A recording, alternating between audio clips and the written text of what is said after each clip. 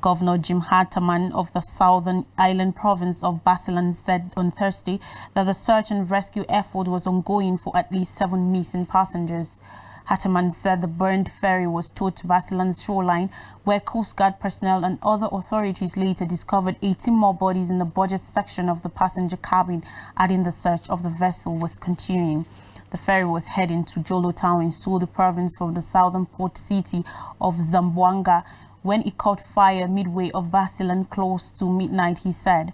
At least 23 passengers were injured and brought to hospitals. The governor said there could be more people missing because the number of passengers on the vessel exceeded the 205 listed in the ship's manifest, adding that there were passengers who likely didn't register in the manifest. Survivors were taken to Sambongana and Basilan, where the injured received treatment for burns, Hartaman said. It was not clear how the fire started. Some passengers jumped into the sea when the fire broke out. Some of the fatalities were recovered from the vessel and some drowned. There were signs of burns in some of the victims. Ningzo Alonso, chief of the Basilan Disaster Agency, had said. The Coast Guard said it will assist in an investigation and safety assessment, as well as check for any signs of any oil spill. The Philippines, an archipelago of over 7,600 islands, has a port record for maritime safety, with vessels often congested and many aging ships still in use. Last year, Hurricanes Fiona and Ian caused death and destruction in North and Central America, which prompted the United Nations to remove these names from a rotating list of storm titles.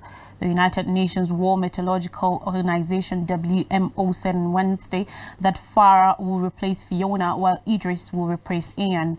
From June 1st to November 30th, the Atlantic hurricane season formally runs on storms also known as tropical cyclones and named to make them easier to identify in warning messages. They are allocated alternating male and female names in alphabetical order. The names are reused every 6 years, though if any hurricane is mostly devastating, its name is retired. In total, 96 names have been retired from the hurricane list since the system was first put in place in 1953, the WMO said. Fiona was a large, powerful and destructive Category 4 Atlantic hurricane which devastated communities in the Antilles, Puerto Rico and the Dominican Republic before hitting Canada as a strong post-tropical cyclone in mid-September last year. According to the United Nations agency, it was the costliest severe weather event on record in Atlantic Canada, which left 29 people dead and cost over $3 billion in damages there and across the Caribbean. Ian arrived only days later, first slamming into Cuba before hitting the U.S. as a Category 4 hurricane, and was one of the most powerful ever in that country. It caused over 150 deaths in the U.S., almost all in Florida, where it made landfall on September 28th. Hurricane Ian, which cost more than $112 billion in damages, was the costliest hurricane in Florida's history and the third costliest in the U.S. It flattened whole neighborhoods and knocked out power for millions of people. Storm surges and heavy downpours left even inland neighborhoods deluged. On elections over the Myanmar military's dissolution of the country's ex-ruling party, Australia, Japan and the United Kingdom and United States have stated concern, warning the step could bring more instability to the violence-wracked country. On Wednesday, the statements of concern came a day after the Myanmar military dissolved Aung San Suu Kyi's National League for Democracy (NLD) and 39 other parties over their failure to meet a deadline to register for an election that is set to extend the army's hold on power. No date has been set for the poll. The NLD has continually ruled out running the election, calling it illegitimate.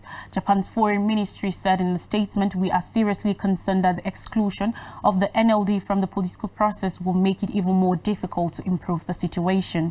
Japan strongly urges Myanmar to immediately release NLD officials, including Suu Kyi, and to show a track toward a peaceful resolution of the issue in a manner that includes all parties concerned. A spokesperson for Myanmar's military could not instantly be reached for comment. The military regime's leader, Senior General Min Aung Hlaing, on Monday called on international critics to get behind his attempts to restore democracy. Myanmar has been in chaos since the military coup that ousted Aung San Suu Kyi's elected government in February 2021, upending a decade of tentative democracy. Over 3,000 people have been killed by Myanmar's security forces in a bloody crackdown on peaceful protesters, giving rise to an armed battle against military rule. According to the United Nations, more than 1 million people have been displaced by fighting. Aung San Suu Kyi, 77, who the military arrested during the coup, is serving a 33-year term in prison after being convicted on various charges, and dozens of her NLD allies are also in jail or have fled. On business and economy, Chinese Premier Li Qiang has said Asia must avoid chaos and conflict or the region's future will be lost, speaking to an international audience of political and business leaders on Thursday. Li said China can be an anchor for world peace and stability and will continue undertaking reforms and opening up. Lots of business leaders, including Apple Chief Executive Tim Cook, HSBC Chief Executive Noel Quinn, and Blackstone founder Stephen Schwarzman, are attending the forum, which comes as China faces heated competition with the United States, as well as the task of reviving the world's second-largest economy after closely 3 years of isolation under a tough zero-COVID strategy. Spanish Prime Minister Pedro Sanchez is amongst political leaders attending the event, who is due to become president of the European Union in July, and Malaysian Prime Minister Anwar Ibrahim. On Thursday morning, International Monetary Fund Managing Director Kristalina Georgieva also spoke about the need for cooperation and solidarity to overcome issues like trade fragmentation and find solutions to reinvigorate international trade in an equitable way and diversify supply chains. Despite weak economic data in the first 2 months of 2023, Li said China is on the route to recovery after the end of zero COVID, which was rudely scrapped in December following rare mass protests, adding that his country will continue to seek progress while maintaining stability, consolidate and expand the momentum of economic recovery, and promote the continuous overall improvement of China's economic performance. China's economy surged by just 3% in 2022, the weakest performance in decades except for 2020, when COVID-19 upended business, travel and trade. Li, a close ally of Chinese President Xi Jinping, who was named the #2 official earlier this month, said China will remain committed to reform and opening up regardless of the evolving global situation. He also said China opposed trade protectionism and decoupling, thinly veiled references to the US's efforts to restrict China's development in key areas such as technology through the use of sanctions and other measures. There are more stories. Moscow suspends exchanging nuclear arms info with the United States. A senior official in Moscow has said Russia will no longer share detailed information on its nuclear weapons with the United States as outlined in the New START treaty, as Russia's military started exercises with its Yas intercontinental ballistic missile ICBM launchers in Siberia, while fighting in Ukraine rages and tension with the US mounts.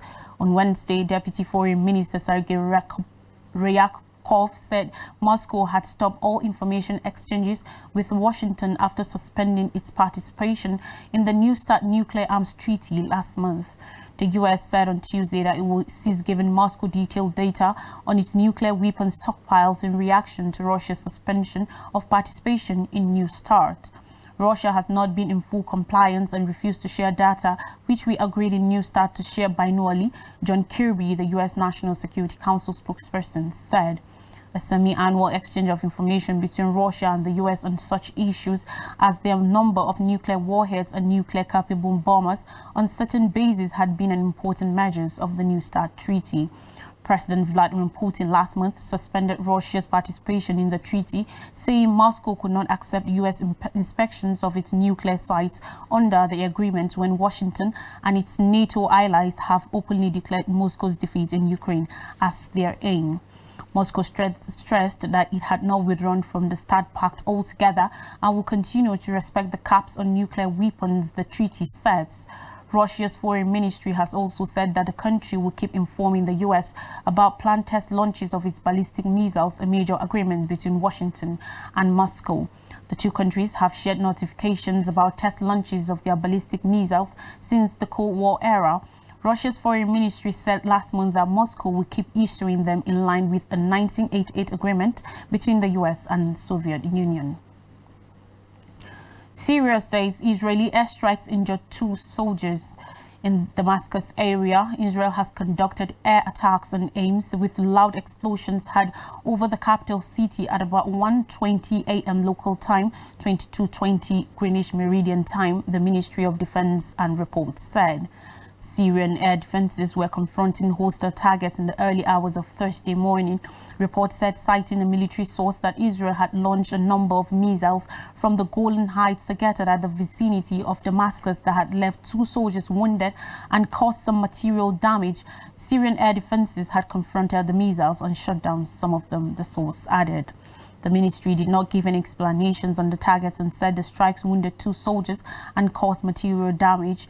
Israel has carried out hundreds of air raids against targets inside government-controlled parts of Syria in recent years, including 2 missile strikes this month on Aleppo International Airport, which marked the 3rd attack by Israeli forces on their air transport facility in 6 months. Israel barely acknowledges its attacks on sites in Syria, which it asserts are targeted at bases of Iran-allied armed groups such as Lebanon's Hezbollah, which has sent thousands of fighters to support Syrian President Bashar al-Assad in the Syrian civil war that emerged in 2011. Last week's Israeli attack on Aleppo airport put the facility out of operation for 2 days. The international airport has been a vital channel for the flow of humanitarian aid into the country since the magnitude 7.8 earthquake struck southern Turkey and northwestern Syria on February 6, killing over 50,000 people, including more than 6,000 in Syria. A group monitoring the Syrian civil war said the Israeli missile strikes last week damaged an alleged arms depot used by Iran-backed fighters at Aleppo airport. 3 people were killed in the Israeli airstrike on the airport that also halted flights for 3 days on March 7th. In Africa, thousands of migrants protest outside the United Nations facility in Tunisia. In Tunis on Wednesday, over 100 migrants and asylum seekers assembled outside the United Nations building, demanding they be repatriated or moved to another country because of the harassment they say they have suffered in Tunisia. Most of them gathered were from Sudan and claimed to have been persecuted by Tunisians since President Kais Saied lashed out at sub-Saharan African migrants last month and inveighed against a perceived plot to erase Tunisia's identity. The migrants have been demonstrating outside the United Nations building for the past 10 days. After concerns voiced by Tunisia's Western and African allies in recent weeks, the Tunisian government has announced a string of fresh, if limited, measures for sub-Saharan Africans living in the country. They include any violations of their rights, medical and psychological assistance for all migrants, and new resident cards for students from other African countries to facilitate their stay on Tunisian soil. Another measure waives fines for sub-Saharan Africans who have passed their residency permits if they agree to a voluntary return program. Let's go on a short break, and when we come back, I'll bring you stories from Nigeria. Stay with us.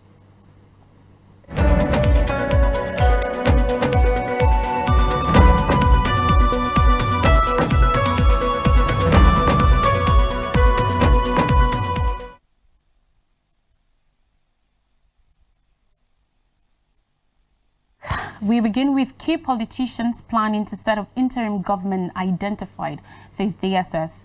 In a statement in Abuja, the DSS, by its spokesman, Dr. Peter Afunaya, alleged that those behind the plot planned to undermine civil rule and foist an interim government on the country. On March 1st, the Independent National Electoral Commission, INEC, had declared Tinubu the winner of the February 25th presidential election. The APC presidential candidate polled 8,794,726 votes to defeat the PDP candidate, Atiku Abubakar, who got 6,984,520 votes, and the Labour Party's Peter Obi that had 6,101,533 votes. A day after the result was declared, Atiku and Obi, at separate press conferences on March 2nd, rejected the outcome on the grounds that the election was rigged. Also, a former Anambra State Governor, Chukwuemeka Ezefe, stated that Tinubu will not be sworn in as president. On March 23rd, the vice presidential candidate of the Labour Party, Datti Baba Ahmed, said the Chief Justice of Nigeria, Justice Olukayode Ariwola, must not swear in Tinubu on May 29th. Some protesters under the aegis of the Free Nigeria movement on Tuesday last week asked the President Muhammadu Buhari retired to annul the February 25th presidential election and set up an interim government. But hundreds of pro-Tinubu protesters under the aegis of the natives stormed the streets of Abuja on Monday, warning against the imposition of the ING. However, in the statement it issued on Wednesday, the DSS said it had identified some key players in the plot for an interim government. The security agency alleged that the plot was taking place after the peaceful conduct of the elections in most parts of the country. The DSS added that it will collaborate with the PTC and other law enforcement agencies to ensure seamless inaugurations in May. Consequently, the service strongly warns that those organizing to thwart democracy in the country to retract from their devious schemes and orchestrations. Now, Senate to make investigation on 6 trillion naira unpaid ground rent. The Senate has set up an ad hoc committee to recover over 6 trillion naira unpaid ground rent from property owners in the country. This followed the adoption of a motion by Yusuf APC Taraba during plenary on Wednesday. Mr. Yusuf, who moved the motion, said the Land Use Act vested ownership rights in the federal government over its land in states and the Federal Capital Territory FCT Abuja. He said the rights included the power to control and regulate town planning and fiscal development in relation to such lands, and by extension prescribing and collection of any tax, fees or rates. The lawmaker lamented that since 1992, over 2 million houses across the 36 states of the Federation, including the Federal Capital Territory, have been built and allocated to beneficiaries by the federal government. He added that yet the majority had no evidence of payment of ground rent on their property. The lawmaker said with the current revenue challenges facing the country, there was a need for the government to look into other means of generating income. He said that an investigation revealed that the failure of relevant authorities to recover these funds had led the country to lose over 6 trillion naira. Sam Egu PDP Ebonyi and Yahaya Abdullahi PDP Kebbi supported the motion. President of the Senate Ahmed Lawan thereafter listed the committee members to include Adamu Alero PDP Kebbi, Sani Musa APC Niger, and Sam Egu PDP Ebonyi. Others were Smart Ogi, Okpeyemi Bamidele APC Ekiti, Betty Apiafi PDP Rivers, and Yusuf. The Senate President gave the committee 4 weeks to report back the plenary. And finally, on the news, FEC okays 24.2 billion naira on free internet facilities at 20 airports, varsities. The federal government has okayed 2 contracts worth 24.20 billion naira for the provision of broadband for free internet services in 75 public places, including 20 airports, tertiary institutions and markets across the country. The Minister of Communications and Digital Economy, Dr. Isa Ali Pantami, disclosed this yesterday after the Federal Executive Council FEC meeting, which was presided over by President Muhammadu Buhari at the State House in Abuja. According to him, the free internet services will cover airports, public universities and markets spread across the 36 states of the Federation and the Federal Capital Territory in Abuja. Pantami said his ministry presented 2 related memoranda to FEC for approval, which focus on providing free internet connectivity services, adding that the second one was complementary to a similar approval by Council last year. FEC at its weekly meeting also approved 2 major contracts for the construction of a Center of Excellence for Environmental Restoration, Yakara, in Kana Council area of River State, and a 100-bed specialist hospital in Ogoni. The Minister of Environment, Mohammed Abdullahi, said according to reports that the projects were aimed at facilitating efficient and cost-effective approaches to contamination management and environmental restoration, while supporting the well-being and welfare of the people who have been impacted by the negative effects of contamination in those areas. On his part, the Minister of State for Works and Housing, Umar El Yaqub, said the ministry received what seemed to be the biggest approval at the council meeting as the two memoranda for contracts worth 95.98 billion naira were approved. He said the first memorandum was for the award of contract for the dualization of the Akure-Ita Ogbolu Iju-Ado Ekiti state border on the Ondo state side in favor of Messrs. Samshes Nigeria Limited and Messrs. Horizon Construction Company Limited in the sum of 46,684,481,745.44 naira, with a completion period of 24 months. The Minister of Transportation, Moazu Jaji Sambo, also briefing said his ministry's two memoranda, the first being for the renewal of management contracts for the management ports of facilities, and the second for procurement of two tugboats for operations at the Lekki Deep Seaport Port, an aggregate of 26.77 billion naira, were approved by FERC. A recap of major stories. Many fed dead after Army helicopters crashed in the United States. In Philippines, at least 31 killed in ferry fire. Fiona, Ian removed from list of tropical cyclone names. US, UK, Japan, Australia condemn suspension of Myanmar's NLD, and Premier Kiang cautions against conflict in Asia amidst rising tensions. I am Lois Draki. Enjoy the rest of your day.